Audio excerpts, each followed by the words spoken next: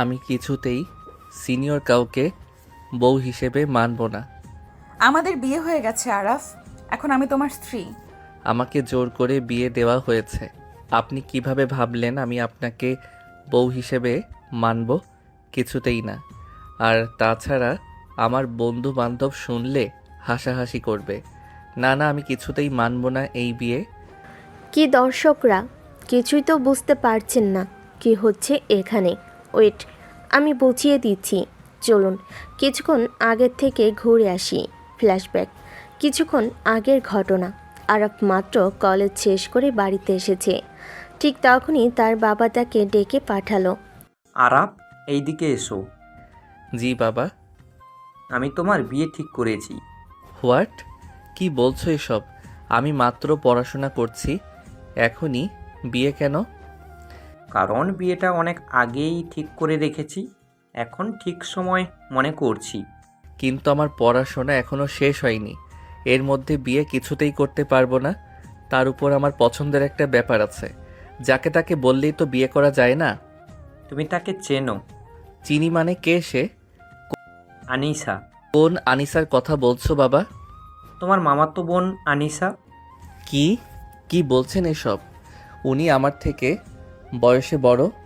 তো কি হয়েছে, 2-1 বছরের বড়, কোনো ব্যাপার না। আমি কিছুতেই বিয়ে করতে পারবো না। আর প্রচণ্ড রাগে হিতাহিত জ্ঞানশূন্য হয়ে গেল। সে কি করবে? তখন তার মা এসে বলল, বিয়েটা করে নে বাবা। আনিশা হয়তো তোর বড়, কিন্তু মেয়েটা খারাপ না, তোকে ভালো রাখবে। মা, তুমি অন্তত এই কথা বলো না। আমার এই কথাটা রাখ বাবা, বিয়েটা করে নে। মনে কর এটা তোর কাছে আমার শেষ চাওয়া। আরাফ করুণ চোখে মায়ের দিকে তাকালো। সে আর কিছু বলল না। মায়ের কথা রাখতে রাজি হলো ঠিকই, কিন্তু মনে মনে প্রতিজ্ঞা করলো এই বিয়ে সে কিছুতেই মানবে না। বিকেলের শেষ রোদটা যেন আরফের মুখে কেমন গাঢ় লাল ছায়া ফেলে রেখেছিল। রাগে গলা শুকিয়ে আসছে, পা টিপে টিপে হাঁটছে, অথচ ভেতরের আগুন যেন মাথার চুল পর্যন্ত জ্বালিয়ে দিচ্ছে। একটাই প্রশ্ন, আমার ইচ্ছা ছাড়া কেউ কিভাবে আমাকে বিয়ে করিয়ে দেয়? অন্যদিকে ঘর ভর্তি আত্মীয় স্বজন চলে যাওয়ার পর আয়নার সামনে দাঁড়িয়ে নিজের লাল শাড়িটা ঠিক করছিল। নিজেকে দেখে নিজেই আনিসা একবার চোখ নামিয়ে নিল। এই মেয়েটা যে আজকাল কড়া ঠোঁট আর দৃঢ় চোখের পেছনে নিজেকে ঢেকে রাখে, সে আজ বউ সেজে কার জন্য? আরাফের জন্য, যে ছেলেটা এখনও তাকিয়ে পর্যন্ত দেখেনি। আনিসা একটা দীর্ঘ নিঃশ্বাস ছেড়ে নিজে নিজেই বলে, জোর করে ধরে রাখা যায় দায়িত্ব, কিন্তু সম্পর্ক?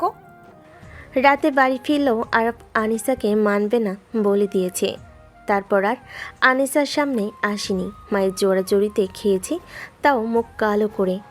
আনিসা একবার ছায়ার মতো তার দিকে তাকিয়েছিল, কিন্তু সে চোখ এড়িয়ে নিয়েছে। রাত 10টার সময় আরাফ ঘরের দরজায় ধাক্কা দিয়ে ভিতরে প্রবেশ করে। এই রুমে আমি থাকবো না। আমি কোনো সিনিয়র বউয়ের সাথে এক ঘরে শুতে পারবো না। তুমি যেমন বাধ্য হয়েছো, আমিও তেমনই। তবে আমি তোমার অসম্মান চাই না, চাইলে এই ঘর আমি ছেড়ে দিতে পারি। আপনার এসব নাটক আমার সামনে করবেন না, তাই ভালো হয়। তোমার কাছে আমি সিনিয়র, বুড়ি, জোর করে বিয়ে করা একটা মেয়ে। কিন্তু একদিন যদি বোঝো কে ছিল তোমার পাশে, তখন হয়তো দেরি হয়ে যাবে আরাফ। আনিসার মুখে সেই ঠান্ডা অথচ চিরচেনা আত্মবিশ্বাস। আরাফ কিছু বলল না, চোখ সরিয়ে বেরিয়ে গেল রুম থেকে। আনিসা জানে এই যুদ্ধটা সহজ হবে না, কিন্তু সে কোনোদিনও সহজ পথে হেঁটেও তো কিছু পায়নি। তবুও এবার সে ভাঙবে না, সে অপেক্ষা করবে যতটা সময় লাগে। আর বুঝুক, বয়সে বড় হওয়া মানেই দূরে থাকা নয়, ভালোবাসার জন্য যোগ্যতা লাগে, বয়স নয়। সকালবেলা সূর্যটা একটু বেশি উজ্জ্বল মনে হলো আনিসার, কিন্তু ঘরের পরিবেশ ঠান্ডা, নিস্তব্ধ। আর রাতে আর ঘরে ঢোকেনি, এখনও পর্যন্ত সামনে আসেনি। আনিসা নরম গলায় দরজার বাইরে দাঁড়িয়ে বলে, চা রেখে যাচ্ছি, খেয়ে নিও। আরব তখন ভেতর থেকে দরজা খুলেই বিরক্ত গলেই বলে, আপনি দয়া করে আমার কোনো কিছুতে হাত দিবেন না। আমি কোনো বউ পাইনি, যে আমাকে চা বানিয়ে দেবে, আর আমি সেটা খেয়ে ধন্য হব। তুমি চাও না বুঝি আমি তোমার স্ত্রী হই? ঠিক আছে, কিন্তু আমি তোমার দায়িত্ব, এইটুকু তো এড়াতে পারো না। এইসব ডায়লগ আপনি আপনার সিনেমার জন্য রেখে দিন। জোর করে বিয়ে করে এখন দায়িত্ব করছেন। আপনার কি লজ্জা করে না? আনিসা এবার আর কোনো কথা না বলে চুপচাপ মাথা নিচু করে চলে গেল। ভেতরে ভেতরে চোখে পানি জমলেও সে কখনো সেটা দেখাবে না, কারণ সে জানে এই সম্পর্কটা সময় চাই, কিন্তু সময় দেবার লোক যদি প্রতি মুহূর্তে তাকে অপমান করতে চায় তবে সেই সময় ও বোঝে না কেমন লাগে। দুপুরে আরব তার বন্ধুদের সাথে ফোনে। ধুর ভাই, জীবনটাই শেষ। একটা বুড়ি আপুকে জোর করে বিয়ে করিয়ে দিয়েছে। কলেজে গেলে তো সবাই হাসবে। না না, আমি কাউকে বলিনি, বলতেও পারবো না। বললে তো আমি শেষ। আনিসা দরজার পাশে দাঁড়িয়ে সব শুনেছে। তার ঠোঁটের কোণটা একটু কাঁপল, কিন্তু নিজেকে সামলে নিল। চোখ দুটো বারান্দার বাইরে আকাশে আটকে গেল। নিজের মনে নিজেই বলল, হাসবে না হয় তাতে কি আসে যায়, কিন্তু এই ছেলেটা আমাকে নিয়ে বন্ধুদের সাথে মজা করছে। রাতে খাবার সময় আনিসা প্লেট সাজিয়ে টেবিলে রাখে, আর পাশে একবার তাকাই, আর গলায় কাটা যেন। আপনি কি এখন আমার সামনে বসে খেতে চান? না মানছি, না মানছি। আর আপনি যেন সুযোগ খুঁজছেন আমার বউ সাজার। না, আমি শুধু একজন অতিথির মতো আচরণ করছি। তুমি যখন আমাকে স্বীকার করবে না তখন আমিও তোমার কিছু না। আনিসা উঠে যায়, খুব সাধারণ, অথচ বুকে বৃষ্টির মতো কিছু শব্দ পড়ে থেকে যায়। আর কিছুক্ষণ তাকিয়ে থাকে তার চলে যাওয়ার দিকে, তবে তার ভেতরটা আজ একটু অস্বস্তিতে কাঁপল। কেন জানি না, সকালটা যেন আজ একটু বেশি ব্যস্ত। আর আয়নার সামনে দাঁড়িয়ে চুল ঠিক করছে। নতুন কলেজে ভর্তি হয়েছে, নতুন ক্লাস, নতুন পরিবেশ, সব ঠিকঠাক চললে কারোর কিছু জানাতে হবে না। না তার জোর করে হওয়া বিয়ের কথা, না সেই সিনিয়র বউ গল্প। আর আয়নায় তাকিয়ে নিজে নিজে বলে, আজ থেকে নতুন জীবন শুরু। আর কোনো সিনিয়র আপু নাটক নয়। দীর্ঘশ্বাস ছেড়ে, কিন্তু ভাগ্য তা তো রীতিমতো হাসে। কলেজে গিয়ে প্রথম পিরিয়ডে তাকে ডাকা হলো অডিটোরিয়ামে। নতুন প্রভাষক আসছে, পরিচিত হবেন সবার সঙ্গে। আর এরপরেই মাইক্রোফোনে ঘোষণা, আমাদের ডিপার্টমেন্টের নতুন প্রভাষক মিসেস আনিসা রহমান, আপনারা সবাই ওনাকে স্বাগত জানান। আরব চেয়ারে বসা থেকে উঠে দাঁড়ানোর উপক্রম করল। চোখ বড় হয়ে গেছে তার, হাঁ করে তাকিয়ে আছে মঞ্চের দিকে। মঞ্চে আনিসা, শাড়ি পরা, চুল খোলা, চোখে হালকা কাজল, ঠোঁটে হালকা লিপস্টিক, কিন্তু মুখটা সেই চিরচেনা আত্মবিশ্বাসে ভরা। আরব নিজের মনেই বলে, না না না, এ কি হচ্ছে? এখন তো সবাই বলবে প্রভাষক বউ, দুপুরেই ভাইরাল হয়ে যাবে। আরে ভাই, ওইটা তো তোদের বাড়িতে একবার দেখছিলাম না। চুপ কর, কিছু না জানিস তো মুখ বন্ধ রাখ। ক্লাস শেষে ক্যান্টিনে ঢুকতেই আরব দেখল আনিসা বসে আছে শিক্ষকদের জন্য নির্ধারিত কর্নারে। তবে হঠাৎ আনিসা তার দিকে তাকিয়ে চোখ সরিয়ে নিল। আরব ভেতরে কেমন যেন গরম হয়ে উঠল। সে নিজেই গিয়ে কথা বলতে বাধ্য হলো, আপনি কি আমাকে পাগল বানাতে এসেছেন এই কলেজে? বাড়িতে আপনার নাটক কম ছিল? তুমি যেখানে যাও আমি কি করব? আমি তো আমার চাকরির যোগ্যতা নিয়েই এখানে এসেছি। আচ্ছা, এখন আমাকে সব জায়গায় ছোট করতে চান বুঝি? প্রভাষক সাজবেন, আবার বউয়ের স্ট্যাটাসও চাই? দয়া করে আমাকে ফলো করা বন্ধ করুন। তুমি নিজের গুরুত্ব নিজেই বাড়িয়ে ফেলেছো আরাফ। তোমার পেছনে আমি নই, আমার ভবিষ্যৎ দৌড়াচ্ছে। আরব থতমত খেয়ে গেল। তার চোখে কিছুটা অপমান, কিছুটা রাগ। সে দাঁড়িয়ে রইল কিছুক্ষণ, তারপর বলল, আপনার জন্যই তো কলেজে মুখ দেখাতে লজ্জা লাগে। একটা সিনিয়র জোর করে বিয়ে করে এখন শিক্ষক হয়ে কিল ফেলছে। আনিসা মুখ নামিয়ে নিল, কিন্তু ভেতরে কি ভাঙছিল সেটা বোঝা গেল না। শুধু তার হাতের চেয়ারের কাপটা ঠান্ডা হয়ে গেল অযথায়। পরদিন সকাল, কলেজ ক্যাম্পাসে চারিদিকে সাজ সাজ রব। একটি বড় সাহিত্য ও সংস্কৃতি প্রতিযোগিতার আয়োজন হচ্ছে কলেজে। সবার নাম লিস্ট করা হয়েছে, আরফও রয়েছে অংশগ্রহণকারী হিসাবে। হঠাৎই ঘোষণাটা হলো। এই ইভেন্টের দায়িত্বে থাকবেন দুজন, মিসেস আনিসা রহমান এবং আহরাব হোসেন। তোমরা একসাথে পুরো কাজটা সামলাবে। আরফ যেন মাথায় বজ্রপাত শুনল। আরফ মনে মনে বলে ওঠে, এবার তো গেছে, এই মহিলা এখন আমার উপর বস হয়ে যাবে। না, কিছুতেই আমি ওর সাথে কাজ করব না। আরাফ, কালকের ইভেন্ট প্ল্যান নিয়ে কথা বলা দরকার আমাদের। আপনি কে আমাকে বলার? প্রভাষক নাকি বউ? দয়া করে আমার কাছ থেকে দূরে থাকুন। কলেজে এসেছেন তো শিক্ষক সেজে থাকুন, বউগিরি করার দরকার নেই। তোমার রাগ থাকুক, আমি কিছু বলছি না, কিন্তু দায়িত্ব তো মুছে ফেলতে পারবে না। তুমি না করলেও আমাকে কাজ করতে হবে। আমি কিছুতেই আপনাকে একজন সহকর্মী মনে করতে পারি না। যে জোর করে আমার জীবনে ঢুকে পড়েছে তার সাথে কোনো কাজ আমি করব না। এই কলেজের সবাই জানুক বা না জানুক, আমি জানি আপনি কি। ক্লাস শেষে আনিসা যখন তাকে ধরে একটু আলোচনা করতে চাইল, আনিসা এবার কিছু বলল না, চুপচাপ চলে গেল।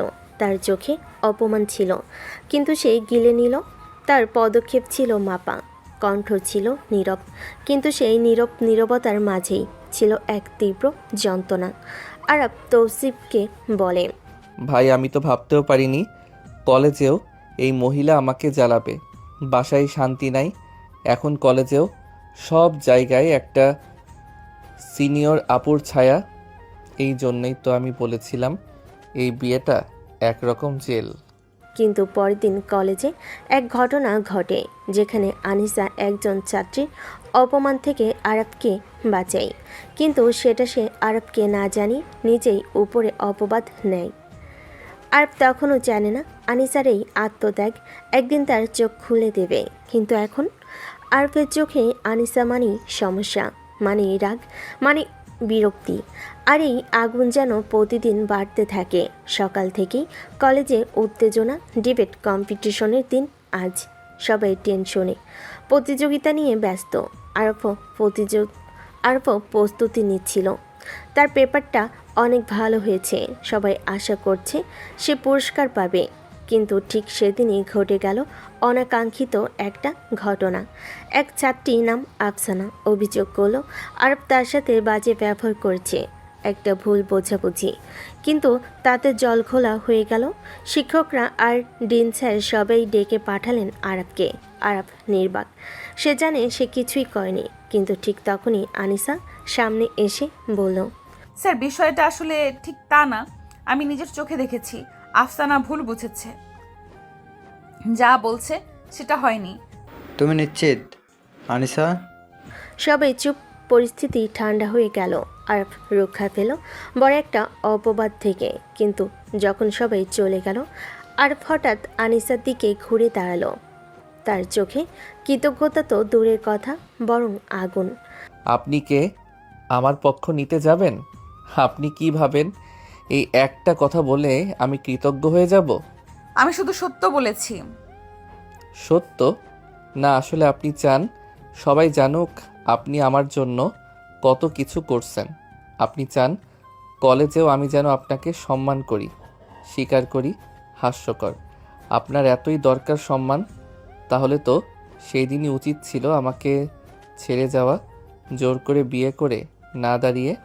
আনিসা চুপ, গাল টিপে চেপে ধরা, চোখে জল জমলেও মাটির দিকে তাকিয়ে রইল। সব জায়গায় আপনি আমাকে কন্ট্রোল করতে চান, বউ সেজে, শিক্ষক সেজে, এখন আবার বাঁচানোর মহান সেজে। আপনার নাটক আমার গলায় কাটা হয়ে গেছে। তুমি যা ভাবো ভাবো, কিন্তু সত্য তো বদলায় না আরাফ। আজ যদি না দাঁড়াতাম, তুমি হয়তো খুব বড় একটা কলঙ্ক কপালে নিতেও পারতে। তাহলে তো আপনার কাছে ঋণী হয়ে গেলাম, তাই না? খুব দুঃখিত। আমি আপনার কোনো দয়া চাই না। আপনি নিজের লাইনে থাকুন, আমিও আমার মতো বাঁচি। আনিসা আবার একবার চুপ করে রইল। এই প্রথম তার চোখে লুকানো একটা দগদগে দুঃখ দেখা গেল, কিন্তু সে মুখে কিছুই বলল না, শুধু ধীরে ধীরে বলল, তুমি আমায় যে যত অপমান করো, আমি একদিনও তোমার সম্মান চাইবো না। আমি শুধু চাই তুমি একদিন বোঝো, কারা চুপচাপ থেকেও পাশে থাকে।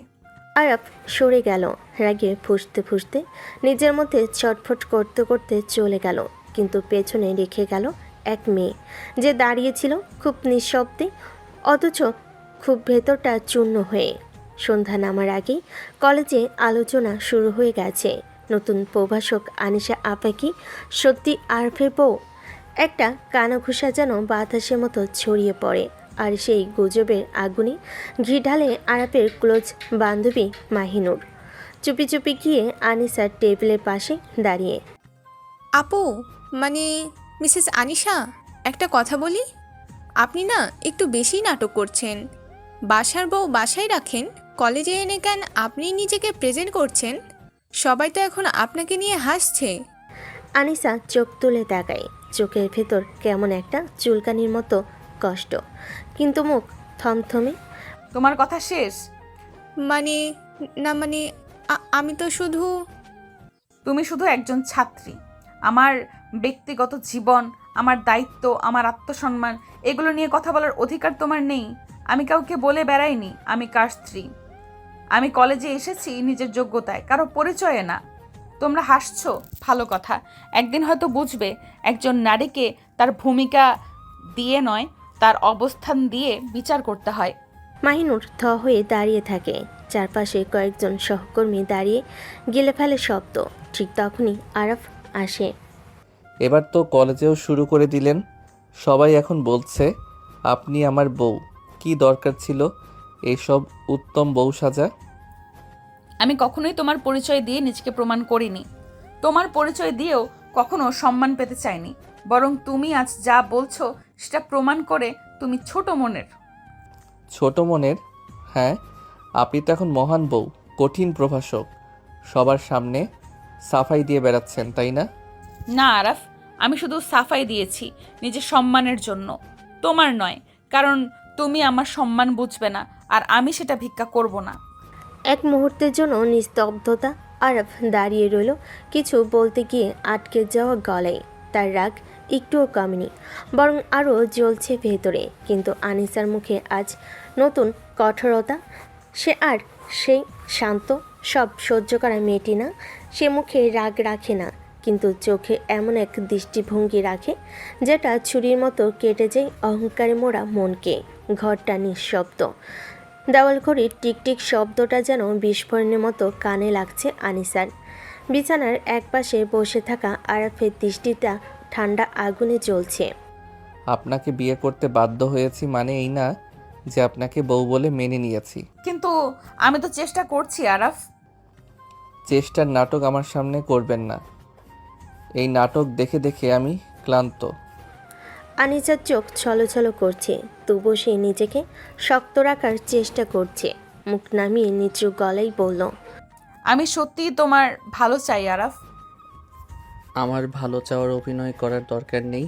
নিজের জায়গা জানেন, দরকার হলে এই ঘরে থাকেন, কিন্তু আমার জীবনে ঢোকার চেষ্টা করবেন না। বলে সে উঠে দাঁড়ালো। দরজার দিকে পা বাড়িয়ে থেমে গেল এক মুহূর্ত। তার কণ্ঠে হালকা কাঁপন, কিন্তু চোখে বরফের মতো ঠান্ডা রাগ। এই বিয়েটা আমার জন্য একটা শাস্তি, ভুলে যাবেন না আপনি। দরজাটা ধীরে ধীরে খুলে বেরিয়ে গেল সে। তার পেছনে পড়ে রইল আনিসা, চোখের কোণেই জমে থাকা নীরব কান্না নিয়ে। পারিবারিক ডাইনিং রুমে সকালের নাস্তা, সবার সামনে টেবিল সাজানো। আনিসা চুপচাপ সবার জন্য পরোটা পরিবেশন করছে, আর বসে আছে এক কোণায় ঠান্ডা মুখে মোবাইল ঘাঁটছে। তখনই আনিসা তার প্লেটের দিকে একটা গরম রুটি এগিয়ে দিল। এটা খাও, গরম গরম করেছি তোমার জন্য। আর তখনই আরাফ হঠাৎ চেয়ারে পেছনে হেলে বসে, মোবাইলটা টেবিলে ফেলে পড়ল এক ঠান্ডা কিন্তু তীক্ষ্ণ কণ্ঠে, আপনার এসব ভালোবাসার অভিনয় রাখেন নিজের কাছে আনিসা। চাচা চাচি মা বাবা সবাই থমকে গেল। চাচি বলেন, আরাফ, এটা কিভাবে কথা বলছো? মা প্লিজ, সবাই ভাবছে এই মেয়ে আমার বউ।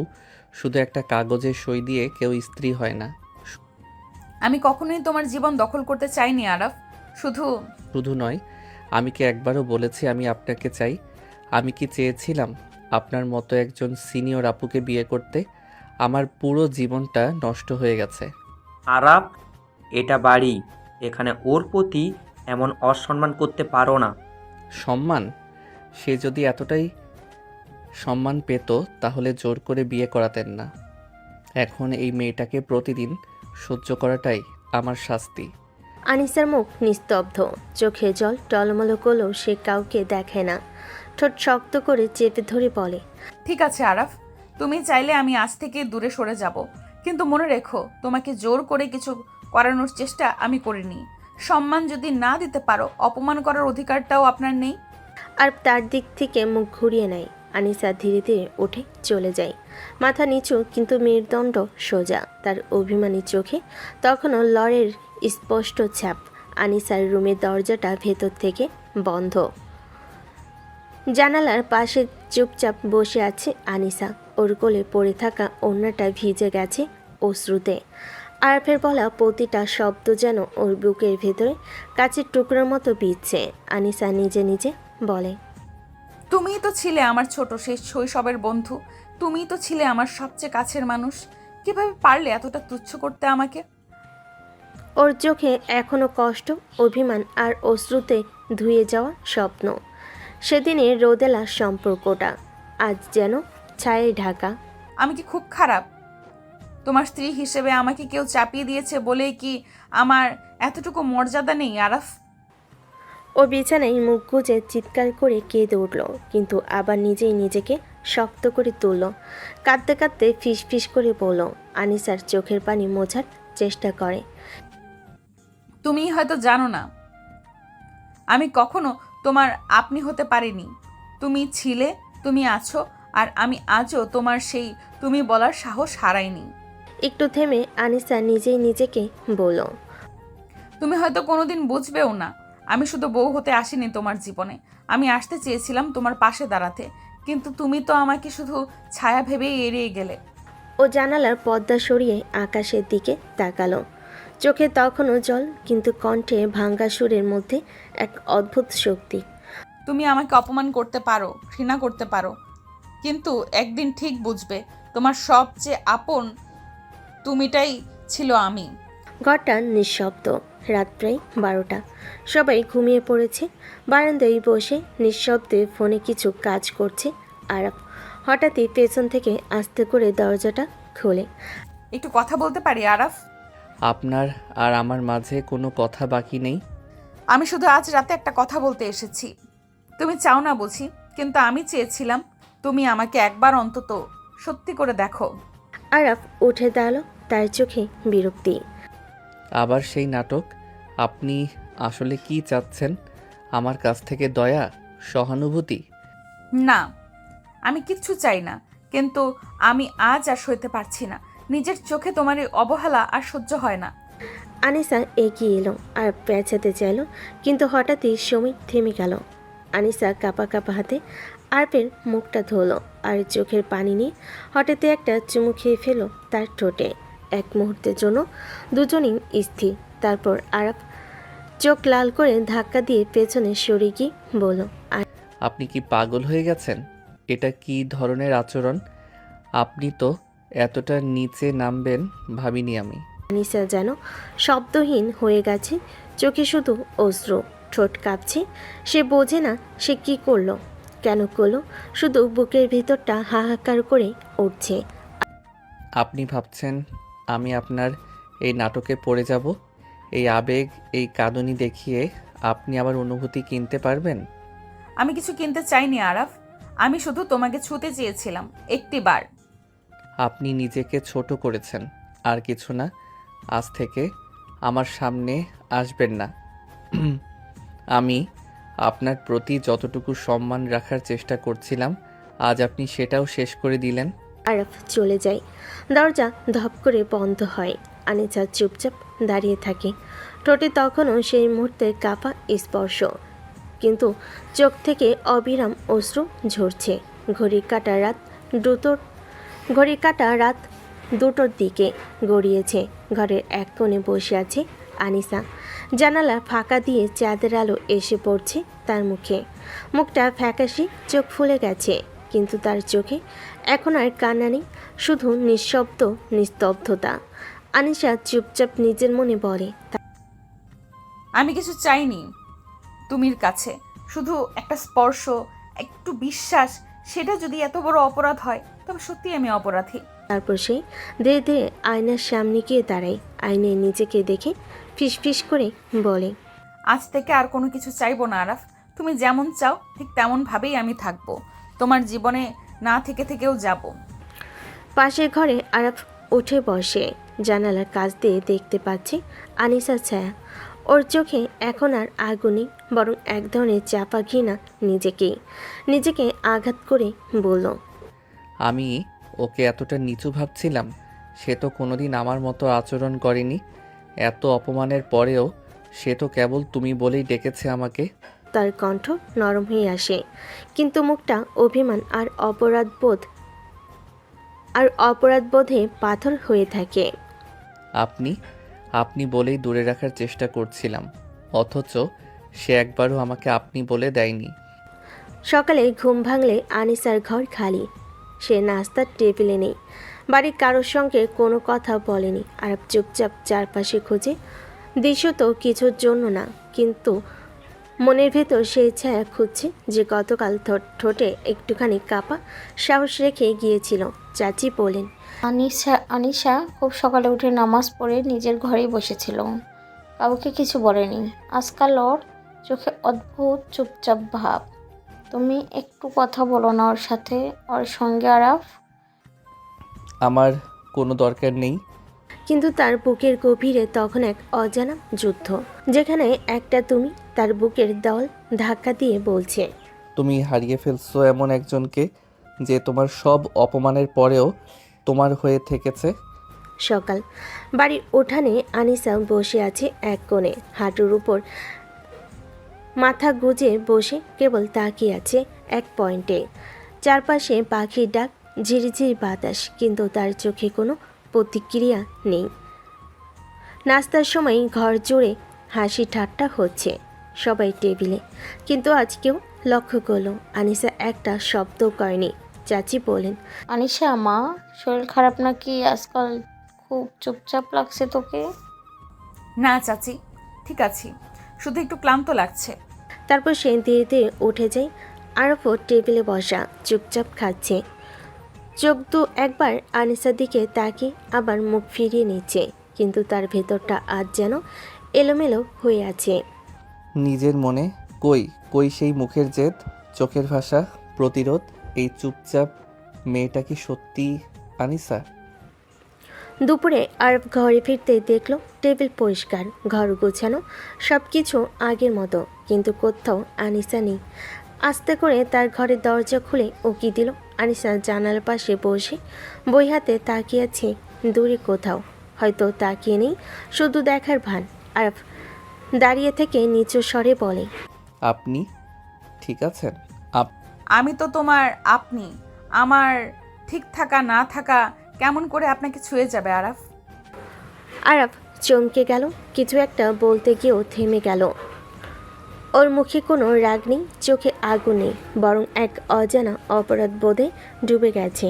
আপনি তো বলছিলেন, অথচ সে আজও তুমি এত কষ্ট দিয়েও এত অপমান করেও কেন সে বদলায় না? সেই রাতে বিছানায় শুয়ে ঘুম আসে না আরাফের।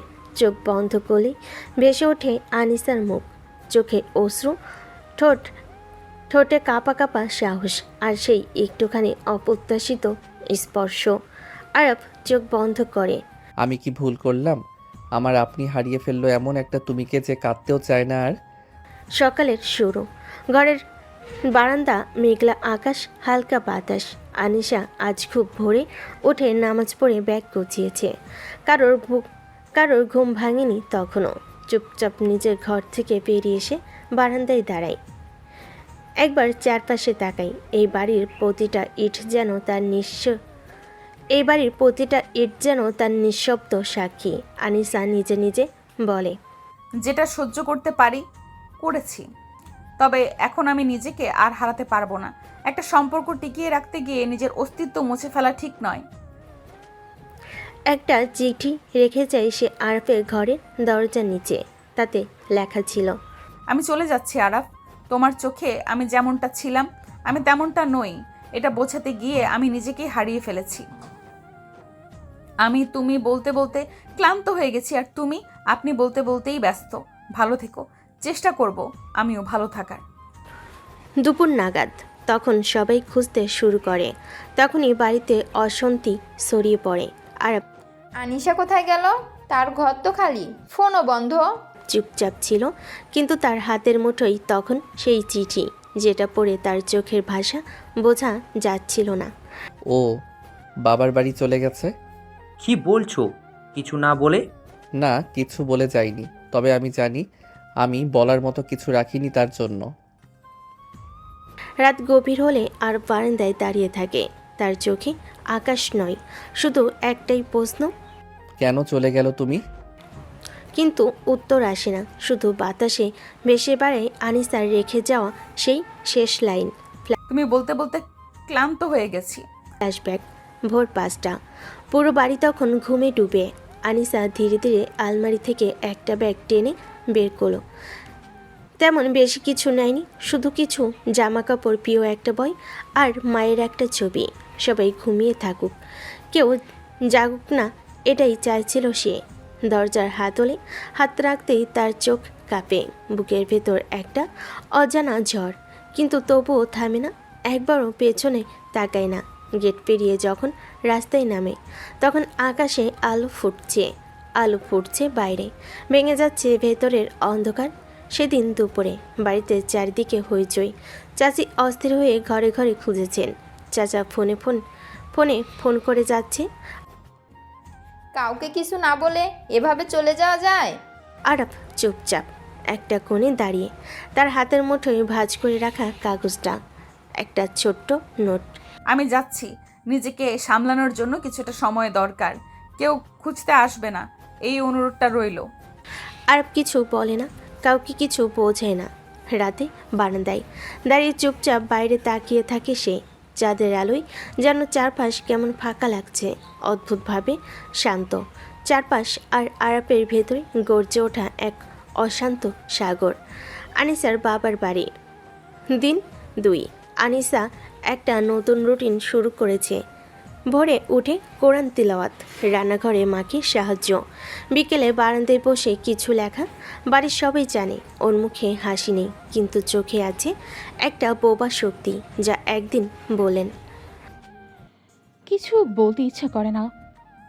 না মা, এখন কথা নয়, নিজেকে একটু গুছিয়ে নেই, তারপর হয়তো সব বলার সময় আসবে। মা একদিন বললেন। 4 দিন পর ঘরে ঢুকে দেখলো আনিসার সাইডের তাক ফাঁকা, ওর গন্ধটাও যেন নেই। একটা ছবি ছিল, দুজনে বিয়ের পর তোলা। ওটা ধুলোমাখা অবস্থায় পড়ে আছে। আর সেটার দিকে তাকিয়ে থাকে কিছুক্ষণ, তারপর নিচু স্বরে বলল, সব সময় মনে করতাম আমি ঠিক, কিন্তু হয়তো আমি শুধু নিজের রাগ দেখিয়েছি, বুঝিনি কি হারিয়ে ফেলছি। রাজউদ্দিন ভার্সিটি ইংরেজি বিভাগের ক্লাসরুম। দুপুর গড়িয়ে বিকেল। ইংরেজি বিভাগের ক্লাস চলছে। সাদা শাড়ি আর গম্ভীর চেহারায় সদ্য জয়েন করা লেকচারার মিস আনিসা হায়দার ক্লাসে ঢুকে পুরো ব্যাচকে চুপ করিয়ে দিলেন। শুরু থেকে তার ভিতরে এক ধরনের চাপা রাগ আর কঠোরতা। কোনো ছাত্রকে একটু বেশি কথা বললেই ধমক, অতিরিক্ত হাসাহাসি, সোজা ক্লাস থেকে বের করে দেওয়া। তবে কিছু মানুষ থাকে যারা অন্য সবার চেয়ে আলাদা।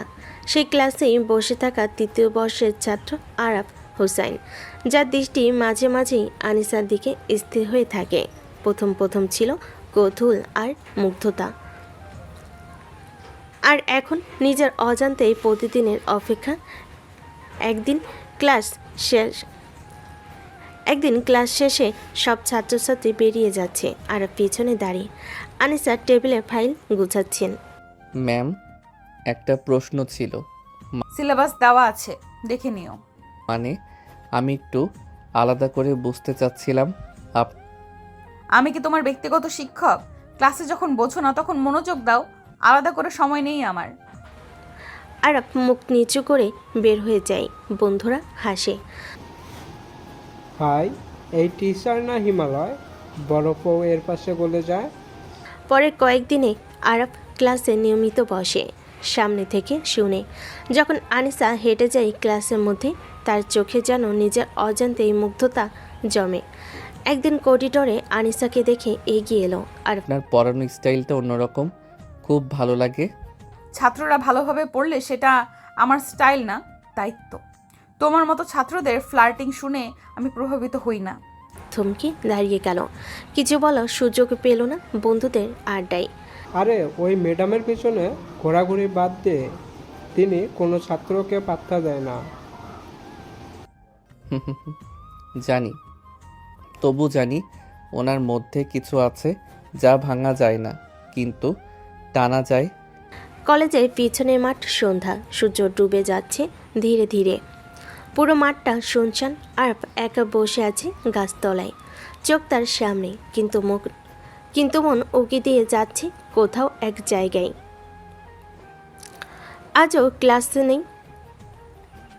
আজও ক্লাসে সেই একই রাগী মুখ, চোখে তার ছিল, কণ্ঠে কঠোরতা। তবুও এত কঠিন মানুষটার দিকে বারবার চোখ চলে যায় কেন? রাগী, অহংকারী দূরের মানুষটা কেন বারবার কাছে টানে? যার কথায় এক ফোঁটা কোমলতা নেই, তাকেই কেন এত আপন মনে হয়? তার মনে ভেসে ওঠে গতকালের করিডোরে ঘটনা, যেখানে সে সাহস করে একটা কথা বলেছিল, আর সে কথায় ফিরেও তাকায়নি আনিসা। এমন কত শিক্ষক তো পড়িয়েছেন, কিন্তু এই একজন কেন জানি ভেতরে কোথাও নাড়া দিয়ে যায়। তারপর চুপচাপ আকাশের দিকে তাকিয়ে থাকে। হালকা বাতাস বইছে, পাতা কাঁপছে, আর নিজের ভেতরটা ধীরে ধীরে জ্বলছে। এ কি ভালো লাগা নাকি ভালোবাসা? তাকে দেখে বুকের ভেতরটা কেন অস্থির হয়। ক্লাসে যখন চোখে চোখ পড়ে, কেন নিঃশ্বাস আটকে যায়। আমি কি সত্যি আনিসা আপুর প্রেমে পড়ে যাচ্ছি? এক মুহূর্তের জন্য নিজের কথাই নিজেই থমকে গেল সে। চোখ বন্ধ করে নিচু গলায় না, এমনটা হতে নেই, কিন্তু কেন হচ্ছে? বলে। তার হৃদয় তর্ক করে, তার মন চুপচাপ স্বীকার করে, হ্যাঁ, এই মেয়েটার মধ্যে কিছু আছে যা আর কারোর মধ্যে নেই। দুপুর, আরফের বাড়ির বসার ঘর। আয়েশা বেগম চুপচাপ বসে আছেন, চোখে অস্থিরতা, কপালে চিন্তার ভাঁজ। আনিসার রহমান পত্রিকা পাশে রেখে বললেন, এবার অনেক হয়েছে। মেয়েটা কিছু না বলেই চলে গেছে, তার মানে এই না যে ও দোষ। আমি প্রতিদিন অনুভব করছি ওর জায়গাটা কতখানি ফাঁকা হয়ে গেছে। এই ঘরে ওর মতো শান্ত মানুষটা ছিল বলেই এত কিছু চলতো। একটু থেমে বললেন, পরে আমি আর থাকতে পারছি না, আমি নিজে যাব আনিশাকে আনতে। আমি যাচ্ছি তোমার সঙ্গেই। দিন আনিসার বাবার বাড়ি। ঘরের সামনে গাড়ি থেমেছে। আয়েশা নেমি দরজায় কড়া নাড়লেন। ভেতর থেকে আনিসা মা বের হয়ে এলেন। আপা, আপনি এই সময়ে? আনিশার সঙ্গে একটু দেখা করতে এসেছি ভাবি। মা কিছু না বলে ডাকলেন, আনিসা মা, তোমার শাশুড়ি এসেছে তোমার সঙ্গে দেখা করতে। আনিসা ধীরে ধীরে বেরিয়ে এলো, চোখে বিস্ময়, আচরণ শান্ত, কোনো আবেগ নেই, কোনো প্রশ্নও না। শাশুড়ি এগিয়ে গিয়ে ওর হাত ধরলেন। মা, ফিরে চলো। তোমার মতো মেয়ের পাশে না থাকলে সংসার তো সংসার থাকে না। আমি কাউকে কিছু না বলে চলে এসেছি, সেটা সত্যি, কিন্তু সেটা ছিল নিজের জন্য, সম্মান রক্ষা করার জন্য। তুমিই তো এই পরিবারের সম্মান। আরাফ হয়তো বুঝে উঠতে পারেনি, কিন্তু আমরা বুঝি। আনিসা নিচু গলায় বলল, যদি কখনো মনে হয় এই ঘরে আমার প্রয়োজন আছে, আমাকে শুধু আনতে নয়, সম্মান দিতে জানে, তবে আমি ফিরবো, কিন্তু আপাতত কিছুটা সময় চাই। আয়েশা বেগম চোখ মুছলেন, বলেন, মা, সময় তোমার হবে, জায়গাও তোমারই থাকবে। শুধু জেনে রাখো, কত মার ঘর তোমার জন্য অপেক্ষা করছে। ফিরতি পথে গাড়ির মধ্যে বাবা বলেন, ছেলেটাকে এখন মানুষ হতে হবে, একটা মেয়েকে বুঝতে শেখানোই আমাদের দায়িত্ব। মা জানালার দিকে তাকিয়ে বলেন, কখনো কখনো কঠিন মেয়েরাই সবচেয়ে নরম ভালোবাসা নিয়ে আসে, আর তেমন একটা মেয়েকে ছাড়া আমাদের আরাপ অসম্পূর্ণ। রাতে আরবের ঘর নিঃশব্দ। টেবিলে ছড়িয়ে আছে নোটবুক, ফাইল। টেবিলে ছড়িয়ে আছে নোটবুক, বই, ফাইল, কিন্তু আরব সেগুলোর দিকে তাকাচ্ছে না। সে শুধু তাকিয়ে আছে একটা পুরনো ছবির দিকে, যেখানে আনিশা পাশে বসে আছে, মুখে হালকা হাসি। আচমকা চোখ নামিয়ে নেয়, অস্থির হয়ে উঠে দাঁড়ায়, ঘর জুড়ে হেঁটে বেড়ায়, যেন নিজেকে ভুলে গেছে। কতভাবে বুঝিয়ে দিয়েছি আমি তাকে চাই না, কিন্তু আজ এই নীরবতা, এই অনুপস্থিতি কেন যেন ঘরটাকে অচেনা করে তুলেছে। তার চোখে যেন অদ্ভুত এক অপরাধ বোধ। হঠাৎ সে তাকিয়ে থাকে আনিসার ফাঁকা সাইডটাই, যেখানে ওর ব্যবহৃত জিনিসগুলো ছিল। আমি তো কোনোদিন একবার জিজ্ঞেস করিনি কেমন আছো, আর এখন প্রতিদিন মনে হয় একটাবার শুধু জানতে পারি আজ ওর মন ভালো কি না। পরের দিন সকালের নাস্তার টেবিলে সব কিছু ঠিকঠাক, কিন্তু কিছু যেন নেই।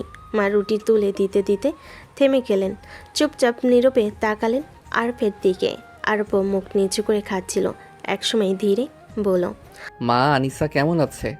মা চমকে তাকালেন, প্রথমবারের মতো এই ছেলের মুখে এমন কথা।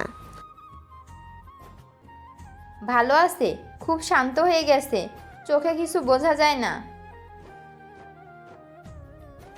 তবে খুব বেশি কথা বলে না।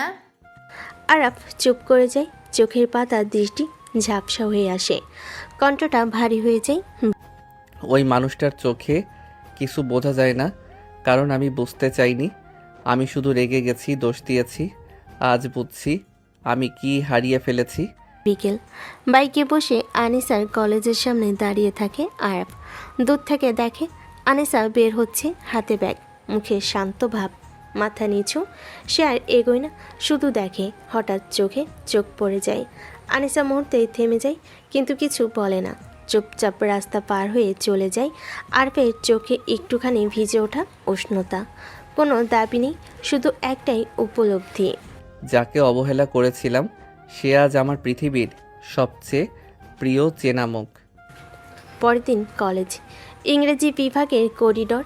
দুপুর গড়িয়ে যাচ্ছে, আনিসা ক্লাস নিয়ে বের হচ্ছিল।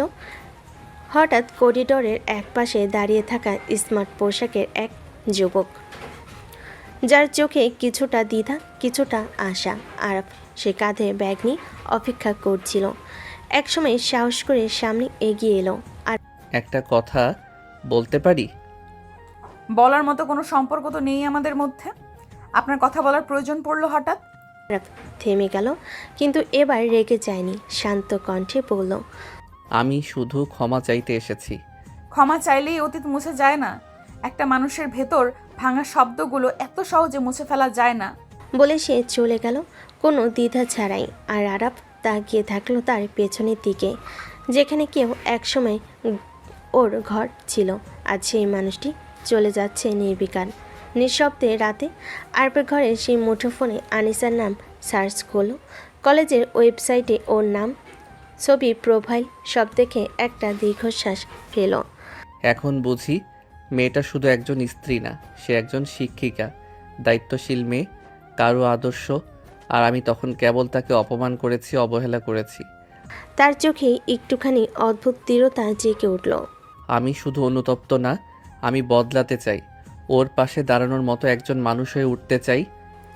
কয়েকদিন পর কলেজ গেটের সামনে আনিসা একটা রিক্সা নিতে যাচ্ছিল। দেখলো রিক্সাওয়ালা কারোর সঙ্গে কথা বলছে। পেছন ঘুরে তাকাতে চমকে উঠল আরাফ। স্মার্ট, শান্ত, কিন্তু ভদ্র। গাড়িটা খারাপ হয়েছে, আমার পাশেই ছিলাম, তোমার জন্য রিক্সা ঠিক করেই দিচ্ছিলাম। আমার দেখাশোনা করার দরকার নেই, আমি নিজের দায়িত্ব নিজেই নিতে পারি। জানি, আমি শুধু ঠিক হতে চাই, তোমার জন্য না, নিজের জন্য। আনিসা কিছু বলল না, চোখ সরিয়ে নিল, কিন্তু তার চেহারায় ভাঙ্গন নেই। সে আগের চেয়ে অনেক বেশি নির্লিপ্ত। আরাফ জানে এই পথ সহজ নয়, এই মেয়েটা আজ আর আগের মতো নেই। তবে সে এবার থামবে না। সে প্রমাণ করতে চায় ভালোবাসা শুধু বলা নয়, বদলে যাওয়ার নাম। কলেজে একটি বিশেষ সেমিনার।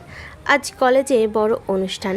বিভিন্ন বিভাগের শিক্ষক, শিক্ষিকা, ছাত্রছাত্রী, অতিথি সবাই উপস্থিত। মঞ্চের একপাশে বসে আছেন আনিসা, শান্ত, গম্ভীর, স্বাভাবিক। কেউ বুঝবে না তার ভেতর কতটা সজাগ হয়ে আছে আজকের দিনে একজন মানুষের উপস্থিতি। হ্যাঁ, আরাফ এসেছে আমন্ত্রিত ছাত্র হিসেবে বক্তৃতা দিতে। যখন তার নাম ডাকা হলো সবাই করতালিতে মেতে উঠল আর মঞ্চে উঠল, সোজা হয়ে দাঁড়ালো, তবে কারোর দিকে নয়, সরাসরি তাকালো না, শুধু কথা বলল মাথা উঁচু করে। এই কলেজ আমাকে কেবল শিক্ষিত করেনি, মানুষ হতে শিখিয়েছে। আমার জীবনে একজন শিক্ষক ছিলেন যিনি শুধু পড়াননি, আমাকে নিজের সীমাবদ্ধতা চিনতে শিখিয়েছেন। তার চোখ আনিসার দিকে গেল একবার, সবার সামনে নয়, কিন্তু বোঝা গেল সে কথাটি কাকে উদ্দেশ্য করে বলেছে।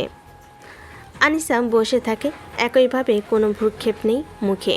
অনুষ্ঠান শেষে বিকেলে আনিসা বের হচ্ছিল, হঠাৎই এক ছাত্র দৌড়ে এসে বলল, ম্যাম, আপনাকে একজন বাহিরে গাড়ির কাছে দাঁড়িয়ে অপেক্ষা করতে বলেছে।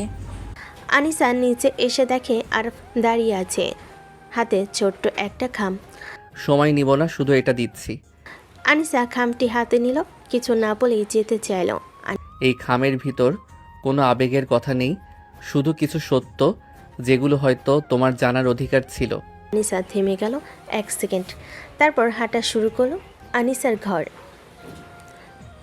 চুপচাপ বসে আছে সে, খামটা সামনে রাখা, চোখে অদ্ভুত দ্বিধা কিন্তু মুখে কঠোরতা।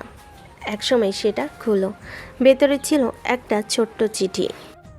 আমি ভুল করেছি, ভেবেছিলাম তোমাকে বুঝতে আমার সময় লাগবে, আসলে আমি নিজেকেই বুঝতে পারিনি। তুমি ফিরে এসো, আমি তোমাকে প্রমাণ করতে চাই এই বদলে যাওয়া শুধুই তোমার জন্য নয়, তুমি ছাড়া আমি অপূর্ণ একজন মানুষ। চিঠি পড়ে আনিসার চোখের পাতা ভার হয়ে আসে, কিন্তু সে নিজেকে শক্ত করে তোলে। চিঠি ভাঁজ করে ডায়েরির ভিতর রেখে দেয়। বদলে গেছো বুঝি, কিন্তু আমি এখনো ভাঙিনি। ফিরে যাওয়া মানেই আবার সেই যন্ত্রণায় পা রাখা নয় তো। সকালে আনিসার বাবার বাড়ি। আনিসা আয়নার সামনে দাঁড়িয়ে, পরনে হালকা রঙের সালোয়ার কামিজ, চোখে শান্তি, মুখে স্থিরতা, কিন্তু ভেতরে অনেক হিসেব করে নেওয়া সিদ্ধান্ত। মা পাশে এসে দাঁড়ালেন। ফিরছিস? সব ভেবে নিয়েই তো। ফিরছি, কিন্তু এখন ওর পরিবারটা আমারও। তবে এবার কারো দয়া বা অনুরোধে নয়, ফিরছি নিজের জায়গায় দাঁড়িয়ে থাকার জন্য। আরাফের বাড়ি। দুপুরে ঘরে আলো, সবাই ব্যস্ত, প্রস্তুত। মা বারবার দরজার দিকে তাকাচ্ছেন, আরাফ চুপচাপ দাঁড়িয়ে। হঠাৎ একটা গাড়ি থামে গেটের সামনে, নেমে আসে আনিসা, সবাই ছুটে আসে সামনে। মা জড়িয়ে ধরেন। মা, ফিরে আসলে সত্যি? আনিসা হালকা হাসে, মাথা নিচু করে বলে, হ্যাঁ ফুপি, নিজের ঘরে ফিরছি। না। আরব এগিয়ে আসলো। আনিসা একবারও তার চোখের দিকে তাকায় না। রাত, ডাইনিং টেবিল, সবাই একসাথে বসে খাচ্ছে। আরব বারবার চেষ্টা করে আনিসার দিকে তাকাতে, কিছু বলতে। খাবারটা বেশি ঝাল হয়নি তো? একদম ঠিক আছে। শুধু এইটুকু, কোনো হাসি নেই, কোনো চোখে চোখ পড়া নেই। সে শুধু পরিবারের সঙ্গে কথা বলছে, আর আরব যেন সেখানে একজন অপরিচিত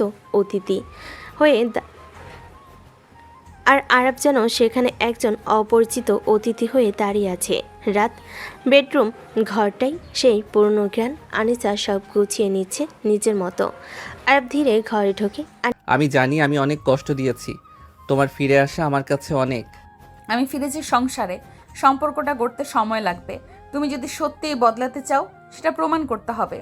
আমি প্রস্তুত আছি। আনিসা তাকায় না, আলমারির দিকে মুখ করে বলতে থাকে, আমি প্রস্তুত নিজের সীমারেখা তৈরি করে চলার জন্য। পরের দিন সকালে ঘরের লোকেরা দেখে আনিসা উঠে ভরে নামাজ পড়ে রান্না করেছে, ছাদে গাছে ওয়াটার করেছে। আয়েশা বেগম বাজার লিস্ট করছে, কিন্তু আনিসা একবারও আরফের দিকে ফিরেও তাকায়নি, না চোখে না কথায়। মা, তোমার না একটু বিশ্রাম দরকার ছিল? আমি তো গেস্ট না ফুপুমণি, এই ঘর আমারও, তাই কাজটাও আমার দায়িত্ব। আয়েশা বেগমের চোখ ভিজে উঠল। আর দূরে দাঁড়িয়ে শুনছিল সব, কিন্তু তার জন্য কোনো উত্তর ছিল না, কোনো হাসিও না। দুপুর, ঘর। আরাফ আস্তে আস্তে করে রুমে ঢোকে। আনিসা তখন কাপড় গুছাচ্ছিল। একটু কথা বলবো? খুব দরকারি হলে বলো, আমি ব্যস্ত। তোমার এই অভিমান কতদিন চলবে? এটা অভিমান না, এটা শিক্ষা। যে মেয়েটাকে তুমি এক সময় অসম্মান করেছিলে, সে এখন ঠিক বুঝে চলতে শিখেছে কার যোগ্যতা কতটুকু। আরব চুপ হয়ে যায়, একটা কথাও খুঁজে পায় না। রাতে বেডরুম, ঘরের বাতি নিভে গেছে। আনিসা একপাশে শুয়ে আছে, আরবও। দুজনের মাঝে নীরবতা আর এক অদৃশ্য দেওয়াল। কাছে থেকেও তুমি এত দূরে কেন? এই নীরবতাই কি আমার সাজা? কিছুক্ষণ পর সে আস্তে করে বলল, আজ তোমাকে ভালো লেগেছিল ছাদে গাছগুলোর পাশে দাঁড়িয়ে? প্রশংসা নয়, আমি তোমার দৃষ্টি চাই না, আমি শুধু আমার নিজেকে আগের মতো ফিরে পেতে চাই। ওই দিন সকালে আনিসা চুপচাপ চায়ের কাপ রেখে চলে গেল বারান্দায়। আর তার পেছনে তাকিয়ে থাকলো, একদম নিশ্চুপ। আয়েশা বেগম কাছে এসে ফিস ফিস করে বলেন, ওর অভিমান ভাঙাতে হলে তোমাকে শুধু ভালোবাসা না, সম্মান, ধৈর্য আর সময় দিতে হবে। আরব নিচু গলায় বলল, আমি অপেক্ষা করব প্রতিদিন, যতদিন লাগে, কারণ ওর অভিমানটা আমারই তৈরি করা। শুক্রবার সন্ধ্যা, রেস্টুরেন্টের সাথে বন্ধুদের আড্ডা। আনিসার কলেজ লাইফের 2-3 জন ঘনিষ্ঠ বান্ধবী ও সহকর্মী মিলে ছোট ছোট একটা আড্ডার আয়োজন করেছে। অনেকদিন পর আনিসাকে দেখে সবার চোখে ঝিলিক। অবশেষে রানিমা বাড়ি থেকে বের হলেন। এত রাগ নিয়ে বাসা যায় না আনিশা? সব কিছুই এখন হিসাব করে করতে হয়, জীবন আগের মতো নেই। আজ কোনো চিন্তা না, আজ শুধু আজ টু ফ্রিডম। হাসির মাঝে টেবিলে চলে আসে গ্লাসে ঢালা হালকা ড্রিঙ্ক, দেখতে জুসের মতো, কিন্তু বন্ধুদের চোখে সমস্যা। এটা কি?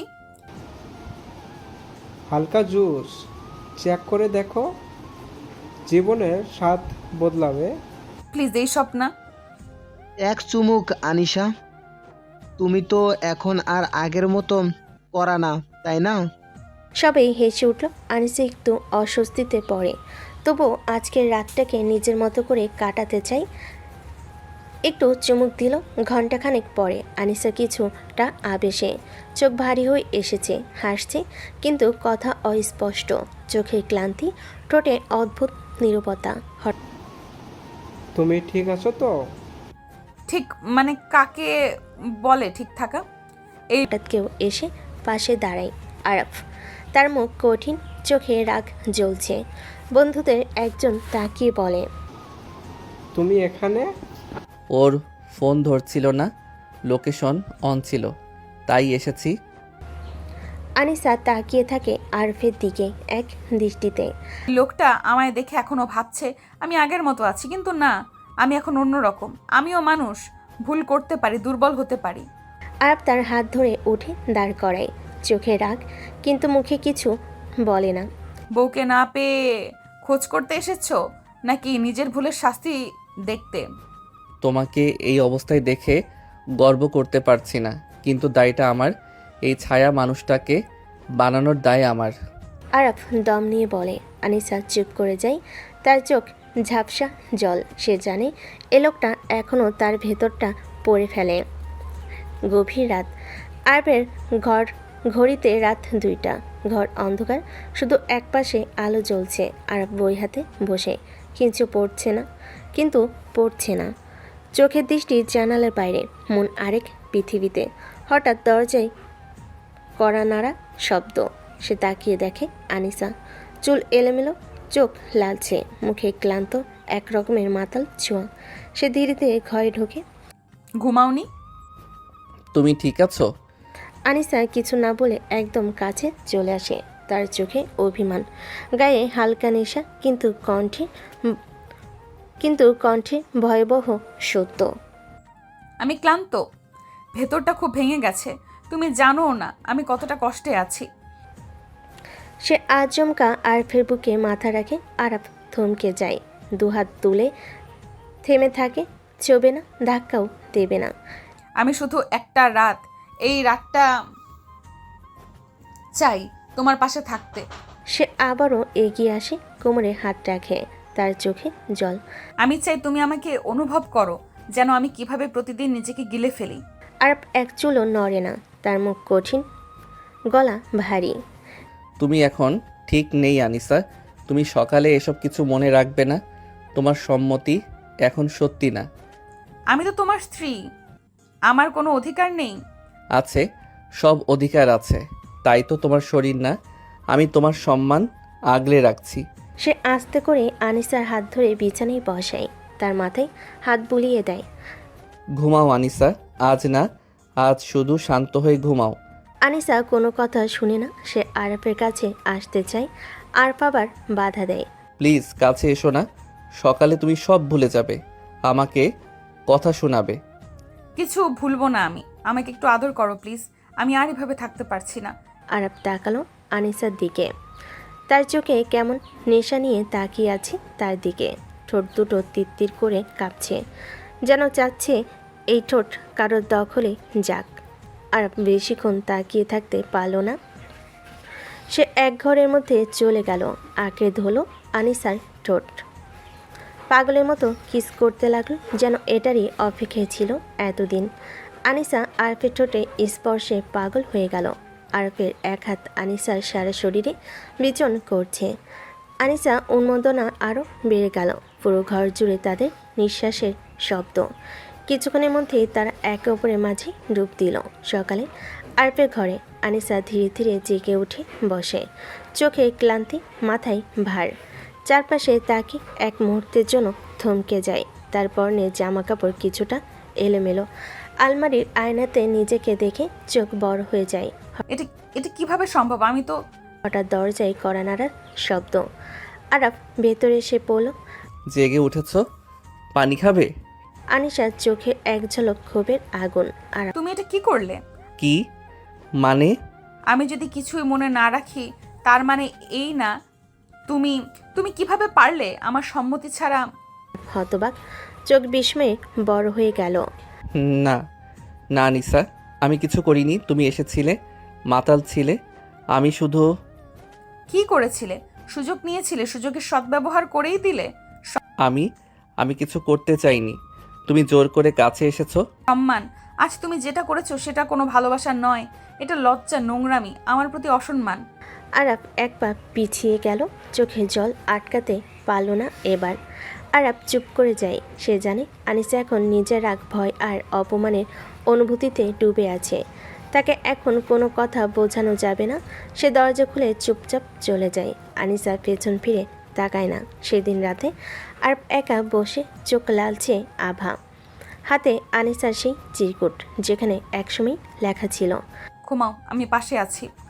আরাফ ফিস ফিস করে বলল, আজ তুমি ভাবছো আমি তোমার শরীর চাই, কিন্তু আমি চাইছিলাম শুধু তোমার বিশ্বাসটা। সকালে ডাইনিং টেবিলে সাজানো নাস্তা, চা, রুটি, ফল সব কিছু আছে, শুধু শব্দ নেই। আনিসা চুপচাপ খাচ্ছে, আয়েশা বেগম কথা বলছেন, কাজের মেয়ে হাঁটছে। আর শুধু তাকিয়ে আছে আনিসার দিকেই, কখনো চোখ মেলে, কখনো চোখ সরায়। মানে তোমার মাথা ঠিক আছে তো গতকালের পর? আনিসা চাই চুমুক দেয়, কোনো উত্তর নেই, কোনো রিয়াকশন নেই। সে যেন কোনো আরাফ নামের মানুষকেই চেনে না। দুপুরে বারান্দায় আনিসা একা বসে বই পড়ছে। হাওয়া লাগছে চুলে, চোখে ক্লান্তি, কিন্তু মুখে আগুনের মতো ভাব। আর পেছনে এসে দাঁড়ায়, কিছুক্ষণ চুপচাপ দেখে, তারপর সাহস করে বলে, কথা না বললে কিভাবে ঠিক করব সব? চুপ থেকেও অনেকে অনেক কিছু বুঝিয়ে দেয়। কিন্তু আমি কিছু ভুল করিনি। আনিসা পৃষ্ঠা উল্টায়, মুখে কণামাত্র ভাবান্তর নেই। যখন কেউ নিজের অবস্থান হারিয়ে ফেলে তখন সঠিক কথাও মিথ্যে শোনায়। বেডরুমে আনিসা ঘুমিয়ে পড়েছে, একপাশে মুখ ফিরিয়ে। আরাফ চুপচাপ বসে তাকিয়ে আছে। কতটা ভুল বোঝালে একটা মানুষ এমন বরফ হয়ে যায়? একবার শুধু যদি বলে তুমি ছিলে, পাশে ছিলে। সে আনিসার দিকে হাত বাড়ায়, কিন্তু শেষ মুহূর্তে থেমে যায়, নিজেকে গুটিয়ে নেয়, চোখে জল আসে। আমার কথা একবারও শুনবে না? একবারও? পরের দিন ভোরে আরাফ বারান্দায় দাঁড়িয়ে, চা ঠান্ডা হয়ে গেছে হাতে। আনিসা হেঁটে যাচ্ছিল পাশ দিয়ে। আরাফ তাকালো, হেসে বলল, চাইলে তোমাকে গাড়িতে কলেজে নামিয়ে দিতে পারি। আনিসা এক মুহূর্ত থেমে তাকায়, তারপর এমনভাবে চলে গেল যেন কাউকে কিছু বলে সময় নষ্ট। কলেজে দুপুরে ক্লাস শেষে আনিসা বের হচ্ছিল, হঠাৎ ফোনে একটা অচেনা পিছন থেকে ডেকে উঠল, আরে সুন্দরী, কোথায় যাচ্ছ? আমাদের দিকে একটু তাকিয়ে যাও। এই কথা বলে কিছু ছেলে মিলে আনিসাকে ঘিরে ধরল। যে আনিসাকে বাজেভাবে স্পর্শ করতে যাবে, হুট করে একটা ছেলে এসে তাদের মারতে লাগলো। মুখ কাপড় দিয়ে ঢাকা, যার কারণে তার মুখ দেখা যাচ্ছে না। ছেলেগুলো মার খেয়ে ভয় পালিয়ে গেল। যেটা ছেলেটা কাপড় ঢাকা দিয়ে এসেছিল সেই ছেলেটা চলে গেল। মারামারি করতে গিয়ে ছেলেটার মাথায় লেগেছে, মাথা দিয়ে রক্ত পড়ছিল। আনিসা দেখেছে, কিন্তু ছেলেটার কাছে এগিয়ে যাওয়ার সাহস হয়নি তার। আনিসা শুধু দূরে দাঁড়িয়ে মনে মনে ভাবছে, কে ছিল সে? আনিসার গলা শুকিয়ে যায়। তার চোখে ভেসে ওঠে আরাফের কথা। রাতে বাসায় আয়েশা বেগম ব্যস্ত কিচেনে কাজ করছেন। আনিসা আস্তে করে দরজার ফাঁক দিয়ে দেখে আরাফের আরাফ মাথায় ব্যান্ডেজ নিয়ে শুয়ে আছে। আয়েশা বেগমের মুখে শুনে ফেলে, আর কত করবে এই ছেলেটা? মাথায় 2টা সেলাই পড়েছে, তবুও আনিশার নাম নেয় না, সে যেন জানতেই না পারে। আনিসার হাতে ধরা পানির গ্লাস কাঁপতে থাকে। সে আস্তে করে নিজের রুমে চলে যায়, বিছানায় বসে মাথা নিচু করে। আমি কি তাহলে ভুল বুঝেছি? আমি যাকে ভাবছিলাম নিজেকে জোর করে সামনে আনছে, সে তো আসলে সব করছে দূর থেকে নীরবে। সে চোখ বন্ধ করে ফেলে। দুটো গরম জল গড়িয়ে পড়ে গাল বেয়ে। পরের দিন ভোরে আনিসা উঠে দেখে দরজার নিচে একটা ছোট্ট চিরকুট গুজে রাখা। চিরকুটে লেখা, তুমি না চাইলেও আমি তোমার পাশে আছি। তোমার অভিমান, তোমার রাগ সবই আমার প্রাপ্য। শুধু জানো, যদি আবার বিপদে পড়ো, প্রথমে আমিই আসব। আনিসা চিরকুটটা বুকের ওপর রাখে। চোখের কোণে হাসি নেই, কিন্তু ঠোঁট কেঁপে ওঠে। এতটা নীরব থেকেও এতটা পাশে থাকা যায়? দুপুরে আয়েশা বেগমের ঘর। আয়েশা বেগম আজ সারাদিন চুপচাপ। আরফের মাথায় ব্যান্ডেজ, আর আনিসা দিনের পর দিন কেমন যেন একটা দেওয়াল তুলে চলেছে। যেন কিছু আছে, শুধু তাদের চোখে চোখ পড়ে না, কথা হয় না। আয়েশা বেগম গভীর ভেবে বসে আছেন। একসময় উঠে গিয়ে নিজে আনিসার ঘরের দরজায় নক করেন। ফুপুমণি, কিছু দরকার? হ্যাঁ মা, কিছু কথা দরকার তোমার সাথে একান্তে। আনিসা সরে দাঁড়ায়। আয়েশা বেগম ঘরে এসে খাটে বসেন। একদিন তোমার আর আরাফের বিয়েটা নিয়ে আমি অনেক আশা করেছিলাম। ভাবছিলাম 2টা শক্ত মানুষ যখন এক হয়, তখন সংসার হয় বটগাছের মতো ছায়াময় রক্ষাকারী। শক্ত মানুষ ভুল করে না। করে মা, তাই তো তাকে মানুষ বলে। আর ভুলের চেয়ে বড় কি জানো? ভুল বুঝে বসে থাকা, সেটা সম্পর্ককে খেয়ে ফেলে। আয়েশা বেগম আনিসার হাতটা ধরে বলেন, আমার আরাফ মেয়ে হলে তোমার জায়গায় থাকলে আমি তাকেও বলতাম, তুমি ভুল করছো মা, গিয়ে মাপ চাও। আমি মাফ চাওয়ার জায়গায় দাঁড়িয়ে আছি না ফুপিমণি, আমি কেবল নিজেকে দূরে রেখেছি। নিজেকে আগলে রাখা ভালো, কিন্তু এতটা আগলে রাখলে কেউ আর কাছে আসার সাহস পায় না। একটু সময় নীরবতা। ও তোমাকে সত্যি ভালোবাসে, প্রতিদিন তোমার দিকে চেয়ে থাকে, কিন্তু তোমার চোখে একটাবারও তার জন্য কিছু থাকে না। তোমার অভিমান যদি সত্যি হয়, তাহলে আমার ভালোবাসাটাও যেন মরে না যায় মা, তাকে একটু বোঝার চেষ্টা করো। আনিসা কিছু বলে না, শুধু মাথা নিচু করে চুপচাপ বসে থাকে। তার চোখে জল নেই, কিন্তু চোখের ভেতর যে প্রশ্নগুলো ঘুরছে তা তার ঠোঁটের চেয়ে অনেক বেশি উচ্চারণ করছে। সকালে ডাইনিং টেবিলে চিরচেনা ছায়া, চুপচাপ সকালে নাস্তা। আয়েশা বেগম নরম গলায় কথা বলছেন, আরাফ বসে আছে আনিসা ঠিক সামনে। হঠাৎ কিছুক্ষণ পর আনিসা টেবিল থেকে জল এগিয়ে দেয় তার দিকে। একটু চমকে ওঠে আরাফ। ধন্যবাদ। আনিসা কিছু না বলে নিচু চোখে খেতে থাকে, তবে এবার তার গলা আর মুখে সেই আগের মতো কঠিন ভাব নেই। দুপুর ঘরের ভেতর আনিসা জানালার পাশে দাঁড়িয়ে বাইরে তাকিয়েছিল। আরাফ পাশ দিয়ে যাচ্ছিল, তখনই একটুখানি থামলো। আজ কলেজে যাচ্ছ না? ছুটি নিয়েছি, মাথা ব্যথা।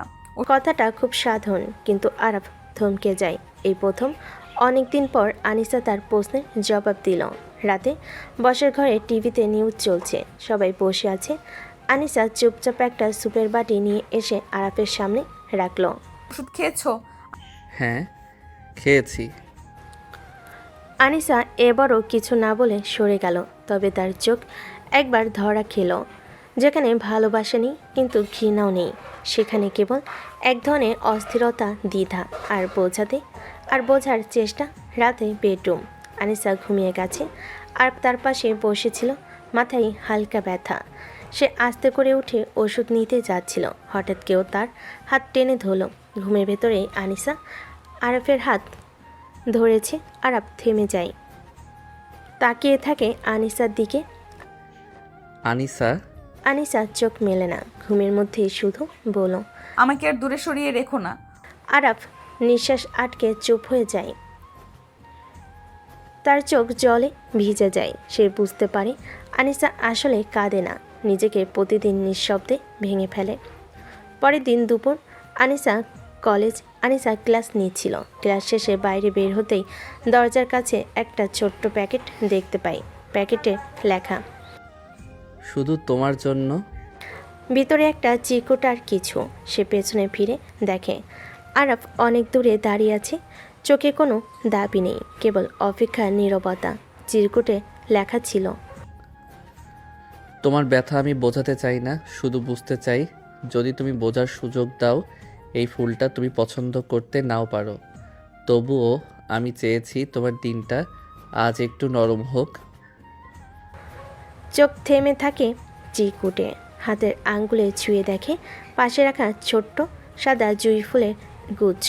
আনিসার মুখে কোনো হাসি নেই, তবে তার ভেতরে এক চিলতে ভাঁজ হওয়া অবাক নড়াচড়া আর একটি না বলা প্রশ্ন, এতটা ধৈর্য কার? সন্ধ্যায় বাসায় আনিসা রুমে ঢুকে দেখে খাটের উপর একটা ছোট্ট বাক্স রাখা। ওটা খুলতে চোখ কপালে, ভেতরে সাজানো তার প্রিয় বই নীরব আত্মা, আর পাশে আরেকটা চিরকুট। তুমি এখনও কথা না বললেও তোমার নীরবতা আমি পড়তে শিখছি। তোমার প্রত্যেকটা অভিমানকে আমি মনে রেখেছি, তুমি না বললেও জানি তুমি শুনছো। আনিসা এবার বসে পড়ে, তার চোখে এক ফোঁটা জল। সে জানে কেউ যদি নীরব থেকেও এইভাবে বুঝে যেতে পারে, তাহলে তার বিরুদ্ধে দাঁড়িয়ে থাকা কঠিন। রাতে বারান্দা আনিসা একা দাঁড়িয়েছিল, পেছনে এসে আরাফ দাঁড়ায়, আস্তে করে বলে, একটু যদি মনে করো আমি তোমার জীবনে একটা ঠিক জায়গায় দাঁড়িয়ে আছি, তাহলে একটু ঘাড় ঘুরিয়ে দেখো। আমি এখানে আছি অনেক দিন ধরে চুপচাপ। আনিসা মুখ ঘোরে না, তবে একটুখানি চোখের পাতা কাঁপে। আরাফ এবার ধীরে ধীরে পেছনে চলে যায়। আনিসা ধীরে ধীরে চোখ বন্ধ করে ফেলে। তার ঠোঁট থেকে বের হয় এক নিঃশ্বাস, যেখানে লুকানো থাকে হার মেনে ফেলার আগের মুহূর্ত। সকালে আরাফের ঘরে। আরাফ আজ কলেজে যাওয়ার প্রস্তুতি নিচ্ছে। মাথায় সেলাই এখনও পুরোপুরি শুকায়নি। ড্রেসিং করতে করতে হঠাৎ আয়নার সামনে থমকে দাঁড়ায়। টেবিলের উপর রাখা একটা ছোট্ট ওষুধের বাক্স, পাশে জল ভর্তি গ্লাস আর একটা চিরকুট লেখা, ওষুধ না খেলে আবার জ্বর আসবে, সময় মতো খেয়ে নিও। কোনো নাম নেই, কোনো সই নেই, তবে হাতে লেখাটা খুব চেনা। আরাফ চুপ করে বসে পড়ে, চোখে বিস্ময় আর অব্যক্ত একটা হাসি। তুমি মুখে না বললেও বুঝিয়ে দিচ্ছ যে তুমি আছো। দুপুরে ডাইনিং টেবিল। সবার আগে আনিসা খেতে বসে।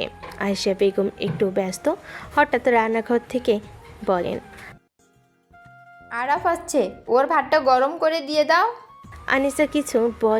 আনিসা কিছু না বলে উঠে দাঁড়ায়। সে গরম ভাত নিয়ে প্লেটে সাজিয়ে রাখে আরাফের জন্য। চুপচাপ কারো চোখের দিকে না তাকিয়ে আরাফ আসতেই দেখে তার প্লেট সুন্দর করে সাজানো, প্রিয় তরকারি দেওয়া, পাশে ঠান্ডা পানি। আনিশা নিজে দিয়ে গেল, তোর কপালে আজ স্পেশাল দিন বোধহয়। আরাফ মুখে কিছু বলে না, তবে তার চোখে ঝিলিক। এটা ভালোবাসা না হোক, সহানুভূতিও না হোক, তবু এটা অপেক্ষা নয়। রাতে বারান্দায় আনিসা একা দাঁড়িয়ে, হাওয়া লাগছে চুলে। পেছনে এসে আরাফ দাঁড়ায়, বলার মতো কিছু খুঁজে পায় না, কিছু না বলেই পাশে দাঁড়িয়ে থাকে। হঠাৎ আনিসা ছোট্ট একটা বাক্য বলে, যা করেছো সেটা কেউ করতো না। মানে? আনিসা এবার তাকায় না, তবে বলে, তোমার মতো কষ্ট পেয়ে চুপ থাকা, প্রতিটা ব্যথা না বলেও বোঝা এটা সবাই পারে না। একটা নিঃশব্দ বিরতি। আমি এখনো রেগে আছি, তবে জানো আমি এখন আর তোমায় ঘৃণা করি না।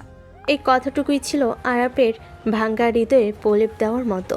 গভীর রাতে আনিসার ঘরে চোখ জ্বালা করছে, মাথা ভার। আনিসা বিছানায় কাত হয়ে শুয়ে আছে, গায়ে হালকা জ্বর, কাশি বেড়ে যাচ্ছে, কিন্তু সে কাউকে ডাকছে না, যেন কিছু না বলে তার অভিমান বাঁচিয়ে রাখে। হঠাৎ হালকা গোঙ্গানির শব্দে দরজা খুলে ভেতরে ঢুকে আরাপ, চোখে চিন্তা, হাতে ওষুধ আর পানি। তুমি জ্বর নিয়ে শুয়ে আছো আর কাউকে জানাওনি? আমি ঠিক আছি। না, তুমি ঠিক নেই। সে কপালে হাত দেয়, তাপ স্পষ্ট। তারপর আস্তে করে ওষুধ খাওয়াই ঠান্ডা পানি দেয়। সকালের আলো আনিসা জেগে দেখে ঘরে হালকা আলো, বিছানার পাশে বসে ঘুমিয়ে আছে আরাফ, হাত ধরে রেখেছে তার। নিজের মুখটা কাত করে রেখেছে পাশের টেবিলে।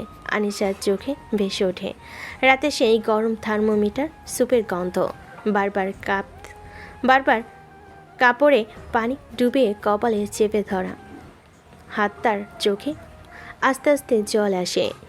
আমি তো শুধু রাগ দেখিয়েছি, কিন্তু এই মানুষটা কবে থেকে পেছনে ঘুরছে। বিকেলে আনিসার ঘরে ফুপে এসে বললেন, মা, তোকে একা একা রেখেও ছেলেটা সারা রাত ঘুমায়নি, একটাও অভিযোগ করেনি। এমন ভালোবাসা মানুষ পায় না মা।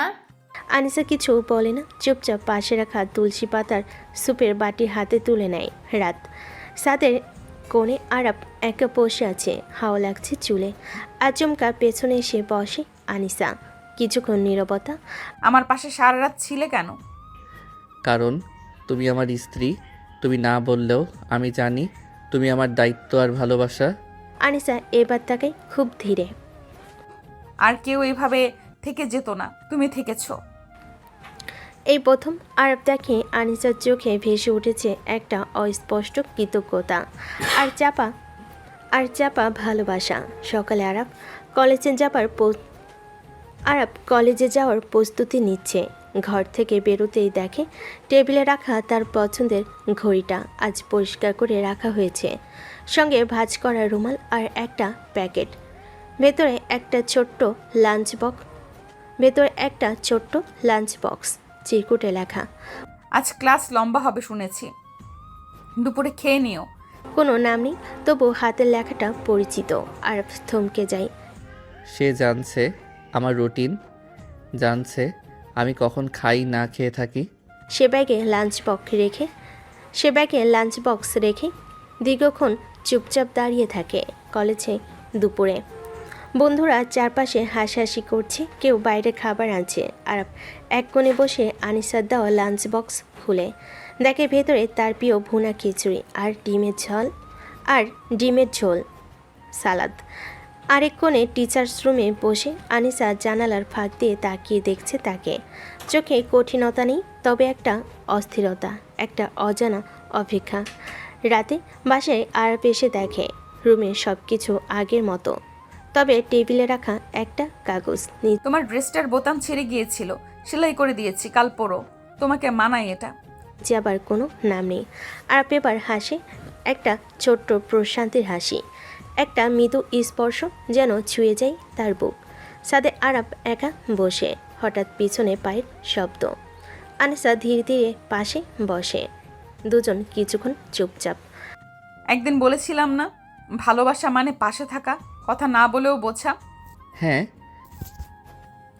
তাহলে এখন একটু বোঝো। আমি যত না বলি তত বেশি বলছি। আরাপ তাকিয়ে থাকে সেই মুখের দিকে, যেটা প্রথমবার কেবল রাগে নয়, ভালোবাসাই কাঁপছে। সকালে আয়েশা বেগমের কণ্ঠস্বর। ওমা আনিশা, আজ তোর ছুটির দিন, তুই আর আরাফ একটু কাছাকাছি কোথাও ঘুরতে জানা। এই রকম নীরব সংসার ভালো লাগে নাকি? কিছু বলে না, তবে আয়েশা বেগম হাল ছাড়ে না, রিক্সা ডাকেন।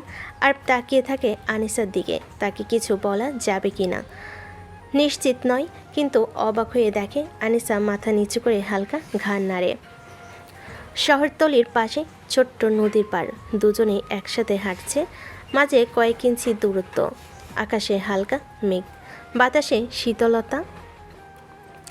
আনিসার পরনে হালকা পিসরঙ্গা সালোয়ার, চুল খোলা, চোখে রোদ চশমা আর সাদা পাঞ্জাবিতে, চোখে শান্তি, মুখে একটু চিন্তা। এতদিন পর একসাথে আসছি, কেমন লাগছে? বুঝে নিও, এত প্রশ্ন কইরো না। এখন বুঝি কথাগুলো আর তেমন কাটার মতো লাগে না। আনিসা চুপ, তবে মুখে লেগে থাকা সেই চাপা হাসিটা আর লুকাতে পারে না। ঘাটের পাশে বসে আনিসা নদীর পাড়ে বসে পা ঝুলিয়ে দিচ্ছে পানিতে। হঠাৎ পেছন থেকে বাতাসে ওড়ানো চুল সরিয়ে আরব তার কানের পাশে ফিসফিস করে বলে, এমন দিনের জন্য অনেক অপেক্ষা করেছি। আনিসা কিছু বলে না, শুধু পাশে বসা হাতটা ধীরে ধীরে একটু নড়ল আর একটু পরে তাদের আঙ্গুল ছুঁয়ে যায় একটুখানি। কেউ হাত ধয়নি, কেউ চোখে চোখ রাখেনি, তবুও সে ছোঁয়াটাই ছিল একটা বোবা স্বীকারোক্তি। সন্ধ্যায় ফেরার সময় রিকশায় দুজন, আকাশে হালকা বৃষ্টি। আনিসা তার ওড়না টেনে দেয় আরফের কাঁধে। আরফ তাকিয়ে থাকে, চমকে ওঠে, কিন্তু কিছু বলে না। আনিসা চোখ বন্ধ করে ঠান্ডা বাতাস নেয় আর মনে মনে ভাবে, যে মানুষটা চুপ থেকেও পাশে ছিল, তার পাশে আজ আমি নিজের ইচ্ছেতে বসে আছি। এটাই কি ভালোবাসা নয়? সন্ধ্যায় বাসার ছাদে, আকাশে হালকা মেঘ, নরম বাতাস বইছে। আর একা একা বসে আছে ছাদে, হাতের ফোনে আনিসার ছবি দেখছিল। কিছুক্ষণ পর পেছনে পায়ের শব্দ, আস্তে করে আনিসা পাশে বসে আর ভেবে নিচ্ছিল হয়তো আবার চুপ থাকবে সে, কিন্তু আজকে একটু বদল। চা খাবে? তুমি করেছো? তোমারটা বেশি দুধ, কম চিনি, তাই। আরব চমকে তাকায়। আরব মৃদু হেসে কাপটা হাতে নেয়, চুমুক দেয় আর চায়ের চেয়ে বেশি গিলে ফেলে মায়া। রাতে ড্রেসিং রুমের সামনে আনিসা আয়নার সামনে দাঁড়িয়ে চুল বেঁধে নিচ্ছে। হঠাৎ আরব পাশে এসে দাঁড়ায়, আয়নায় চোখে চোখ পড়ে, দুজনে একসাথে তাকিয়ে থাকে। আজ খুব সুন্দর লাগছে। আনিসা চোখ সরিয়ে নেয়, তবে মুখে লেগে থাকা লাজুক হাসিটা লুকিয়ে ফেলতে পারে না। পরের দিন দুপুরে আরব কাজ শেষে ঘরে ঢুকে দেখে টেবিলে তার প্রিয় ডেজার্ট পায়েস রাখা, পাশে ছোট্ট নেটকে লিখেছে লেখা নেই, তুমি যেমন আমার কাছে ধীরে এসেছো, তেমনি আমিও আস্তে আস্তে তোমাকে অনুভব করছি। তবে আরব জানে এই কথাটা যে বলেছে সে আর কোনোদিন দূরে যাবে না। রাতের বেডরুম, আনিসা চুপচাপ পাশে শুয়ে হঠাৎ হাতটা বাড়িয়ে আরফের আঙ্গুলে নিজের আঙ্গুল জড়িয়ে ধরে। আরফ স্তব্ধ হয়ে যায়। আনিসা, আমি ক্লান্ত রাগ করতে করতে, আর আজ ভালোবাসতে ইচ্ছে করছে। আবার কিছু বলে না, শুধু সেই হাতের মুঠোটা শক্ত করে ধরে। একটা পারিবারিক রিসোর্ট। রাতে সবাই খাওয়া দাওয়া শেষ করে যার যার রুমে চলে গেছে। তারা এসেছে পরিবারের সঙ্গে একটু গেট টুগেদার করতে। আকাশে হালকা চাঁদ আর রুমের জানালায় শীতল হাওয়া ঢুকছে। আনিসা ধীরে ধীরে জানালার পাশে দাঁড়িয়ে, সাদা শাড়ি পরে, চুল খোলা, চোখে মায়া। আরব পেছন থেকে এসে খুব আস্তে বলল, এমন করে তাকালে আমি ভুলে যাব তুমি কোনোদিন আমার কাছ থেকে দূরে ছিলে। তুমি। আনিসা ধীরে ধীরে ঘুরে তাকালো, চোখে এক অদ্ভুত নরমতা যা বলে দেয় আমি এখন আর দূরে নই। রুমের ভেতর মৃদু আলো। আরব আনিসার কাছে এসে দাঁড়ায়, দুজনের মাঝে নিঃশব্দ দূরত্ব।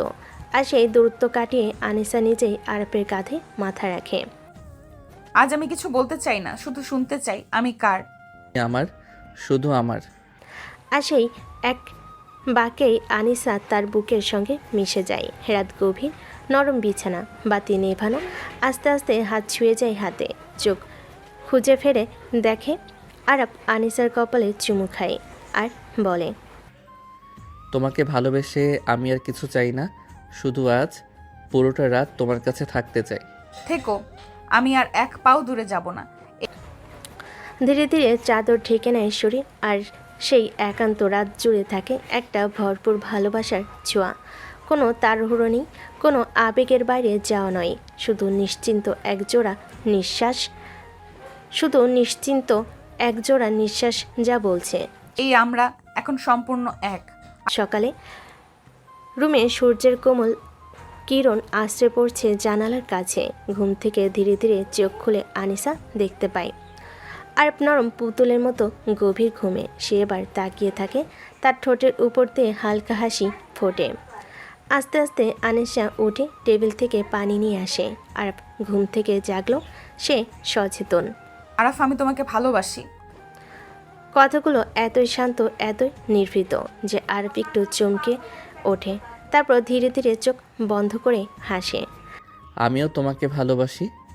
আনিশার চোখে জল এসে যায়। সে জানে আরবের কাছে তার শব্দগুলো শুধু কথা নয়, একটি নতুন সূচনা। তারা রিসোর্ট থেকে ফিরে আসে পরের দিন। আয়েশা বেগম বসে আছে টেবিলের পাশে আর দেখে যাচ্ছে সে হাসি মুখে দেখে দিচ্ছে। অবশেষে তারা একসাথে। আনিসা আর আরব হাত ধরে দাঁড়িয়ে জানালার পাশে।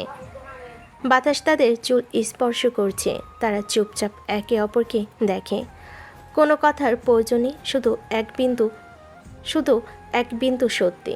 তারা এখন একসাথে একটি নতুন জীবন শুরু করতে যাচ্ছে। 1 মাস পর হঠাৎ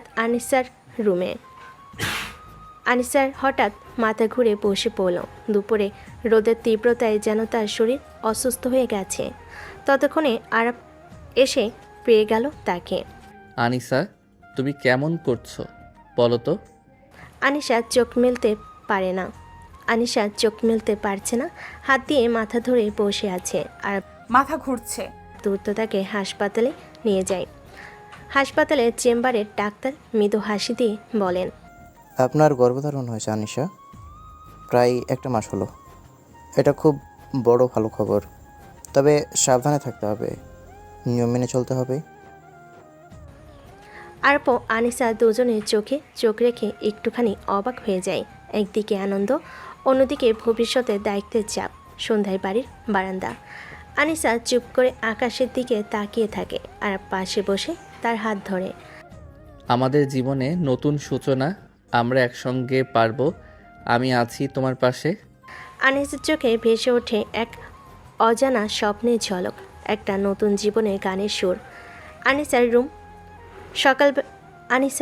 সকালে আনিসা ক্লান্ত চোখে বিছানায় শুয়ে আছে আর পাশে চেয়ার থেকে উঠে আস্তে করে তার মাথায় হাত বুলাতে লাগলো। একটু খেতে কি পারবে? আনিসা মুখ বুজে রাখে। আরব থেমে যায়। তারপর রান্নাঘরে ঢুকে একটু হালকা স্যুপ বানিয়ে আনে। আস্তে আস্তে চামচে খাইয়ে দেয়।